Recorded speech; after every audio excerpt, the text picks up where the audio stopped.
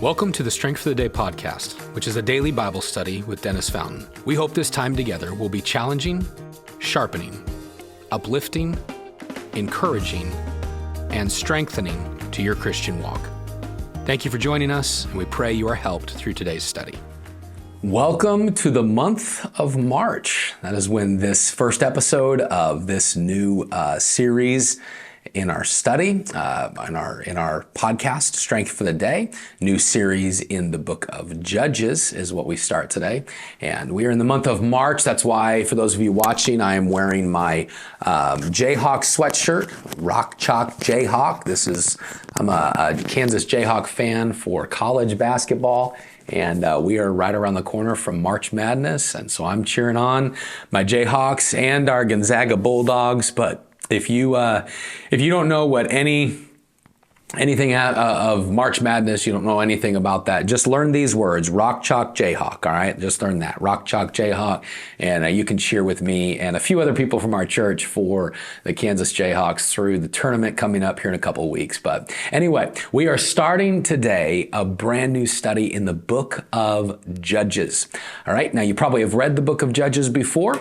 Book of Judges covers about 390 years in the history of the nation of Israel.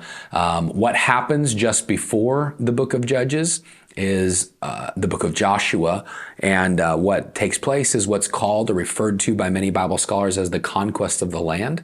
The children of Israel, remember, they've been wandering in the desert. They've been years of wandering from Pharaoh and Egypt. Now they've been in the desert for about 38, 39 years, 40 years, and all because of a lack of faith to go into the promised land with Joshua that you can read about in the beginning of Joshua, near the end of Moses' life. And of course, Moses wasn't allowed to go into the promised land. He passes off the scene. Joshua leads the people for 38, 40 years. And then they finally get into the promised land after that generation that had a lack of faith had passed off the scene. And Moses is off the scene. Joshua is about to be off the scene. And the people of Israel are left with some instructions from God. And the instructions from God is to conquer the land. And we'll see they fail to do that. They fail to conquer the land. And so the book of Judges, these 400 years, 380 years, is God allowing the people of Israel to be taken in subjugation, to be taken over, to be overrun, and then a judge would be raised up to deliver the people of Israel from the opposing forces and then lead them a little bit, but then it's reciprocal. The people of Israel would just keep falling back into this idea of saying no to God and leaving God. And so we're going to see that through our series in the book of Judges. Today we're going to start in chapter 1, and we're going to look at verse number 1 down through verse number 11. Now, I've already said we're not doing an extensive study. I preached a series back in 2021 through the book of Judges, and that was a little more in depth than what we're going to do. But we're going to just kind of try to get an overview of some things.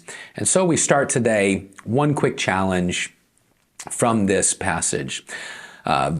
Joshua chapter number 1, verse 1, or Judges chapter 1, verse number 1.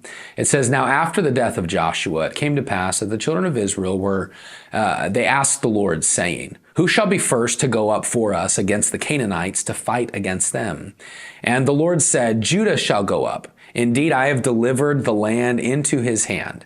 So Judah said to Simeon, his brother, 'Come up with me to my allotted territory, that we may fight against the Canaanites, and I will likewise go with you to your allotted territory.' And Simeon went with him. Then Judah went up, and the Lord delivered the Canaanites and the Perizzites into their hand. And they killed 10,000 men at Bezek. And they found Adoni-Bezek in Bezek, and fought against him, and they defeated the Canaanites and the Perizzites. Then Adoni-Bezek fell, and they pursued him and caught him and cut off his thumbs and big toes. And Adoni-Bezek said, 70 kings with their thumbs and big toes cut off used to gather scraps under my tables. As I have done, so God has repaid me. Then they brought him to Jerusalem, and there he died. Now the children of Judah fought against Jerusalem to take it, and took it. They struck it with the edge of the sword, and the city was set on fire. And afterward the children of Judah went down to fight against the Canaanites who dwelt in the mountains and in the south and in the lowland. Then Judah went against the Canaanites who dwelt in Hebron. Now the name of Hebron was formerly Kirjath Arba, and they killed Sheshaiah, Ahiman, and Talmaiah. From there, they went against the inhabitants of Debir. The name of Debir was formerly Kirjath Sepher. So what's taking place here? Well, remember, Joshua, the conquest of the land, the people came in about 38 years after wandering, conquering the land. They were supposed to get rid of everybody, but they didn't. Now Joshua's off the scene. But the judges, the people of Israel are still around. They're still conquering a little bit, and many of them are still having the idea that we need to conquer, we need to overtake this land. But what I look at when I see this, and what I want us to discover this morning, is the people of Israel, each tribe, all right, the 12 tribes of Israel, they were supposed to conquer a certain part of the promised land. But what I think is interesting is they were not supposed to fight alone. God had not told them, hey, I want you to go in and you alone have to conquer the land. No, they collectively were supposed to conquer the land together. And what I find is verse number 3, Judah said to Simeon, his brother, so the tribe of Judah said to the tribe of Simeon, hey, come up with me to my territory and we'll fight against the Canaanites, and then I will go with you to fight against yours. And that's exactly what took place. Simeon went with them, and they delivered the Canaanites and the Perizzites into their hand. And then you find Judah fought against Jerusalem. Now, this isn't Jerusalem belonging to Israel. At this time, it was under Canaanite rule. At this time, it was under not the people of Israel. And so they're fighting to take over this promised land that God had given them. But God called them to battle together. God had not called them to battle alone. I think it is a good practice. It's a good practice for every Christian to recognize that you and I, in our Christian battles, we are not supposed to fight alone. I heard a friend say it just recently, the idea that there are no Christian lone rangers. I think it was Michael from our church that said that. There are no Christian lone rangers. And you know what? God did not call Christianity for us to live out Christianity as an island unto ourselves. He called us to encourage one another, but he also called us to battle with one another. The people of Israel were not in their fight alone. They had other people to lean on. And in your Christian journey, you are not alone. Man, you have people to lean upon and people that you can find encouragement from and help from. And here's what we've done. In our modern day Christianity and our modern day cultures, we feel like we have to consistently live with an Instagram filter or an Instagram Christian life. What does that mean? Instagram, many of you know that social media platform. People post pictures and everything.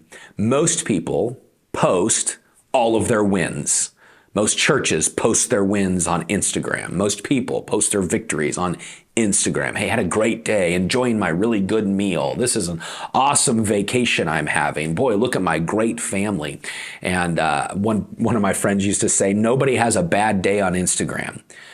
You know what Instagram is? Instagram and a lot of social media platforms, it's like, hey, look at this perfect world that I almost have created in my mind. But that picture of that perfect meal, it doesn't show the kitchen of dirty dishes right behind that it took to make that meal. That vacation, it doesn't show the work and toil and money that went in to pay for that vacation. That highlight anniversary doesn't show all the years of work and the years of maybe some frustration that it took to get to that anniversary. What we've done is we've taken that idea, that concept, and we've put it into our Christianity so that when people ask, like, hey, how are you? We feel like we have to put this facade on. Oh, I'm good. Everything's great. That is not what God intended. Like, God intended us to be on this Christian journey together It is a Christian thing to do when someone who is a brother or sister in Christ, maybe that you go to church with, and they say, hey, how are you doing? If you've had a rough week, the Christian thing to do is to tell the truth. Man, I've had a rough week. I'm tired this week. Hey, I had some trials and challenges this week.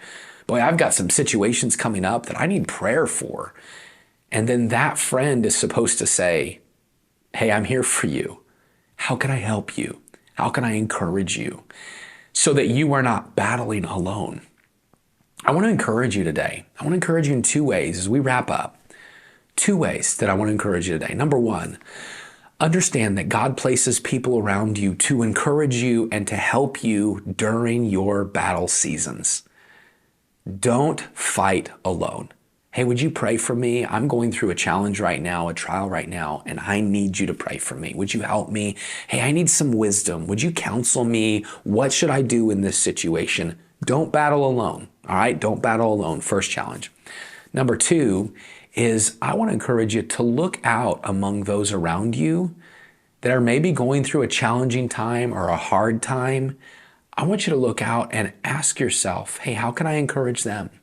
Who could I battle with? Who could I partner with so that they can have a more victorious Christian life? Who can I team up with so that they can know, hey, you are not alone in this?